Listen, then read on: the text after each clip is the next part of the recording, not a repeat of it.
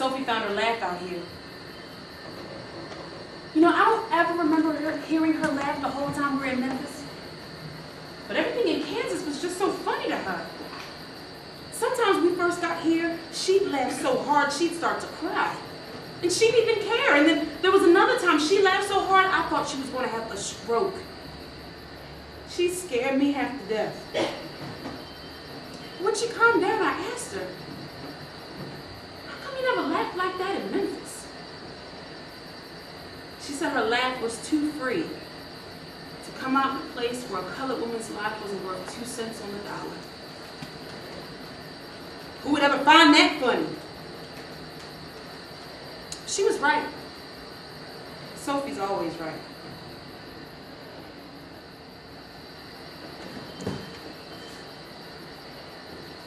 We're friends, aren't we?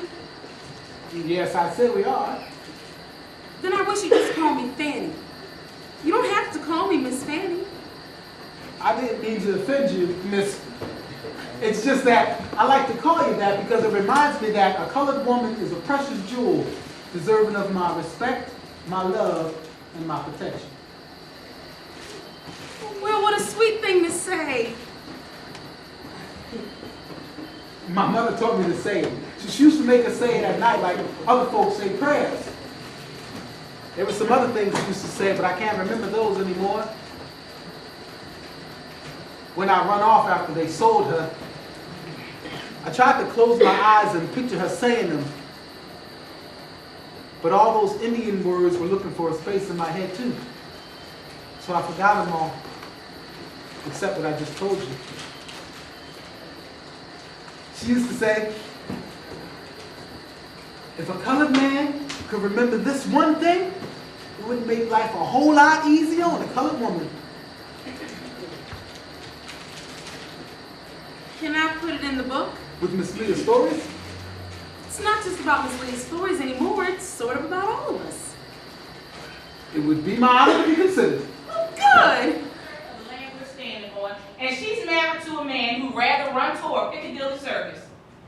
Well, some people aren't raised for this kind of life. Well, did we raise men for the kind of life she's living halfway around the world? Absolutely. We always expose her to the finest things. But why do all those fine things have to be so far away from Negroes?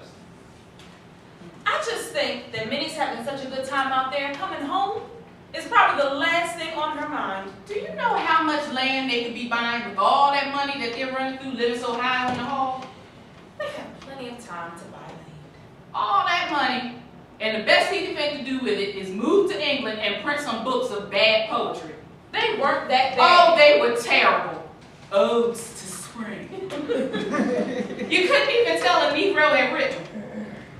So, because we're Negroes, we have to write differently and see spring differently? We have to see everything differently because we're Negroes, fans. I think he's going to find that out once they finish this business with his father's will. Well, Min said that Frank hired a lawyer. You really don't think they're going to kick him out of the will now, do you? Oh, of course they will. How many white gentlemen you know want to share their inheritance with a bastard? No, that's not fair.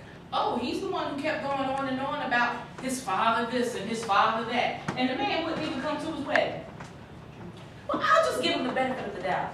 Mama always said that a colored man deserves at least that much from a colored woman. Suit yourself. All I know is we're going to have a school in this town by spring if I have to teach it myself.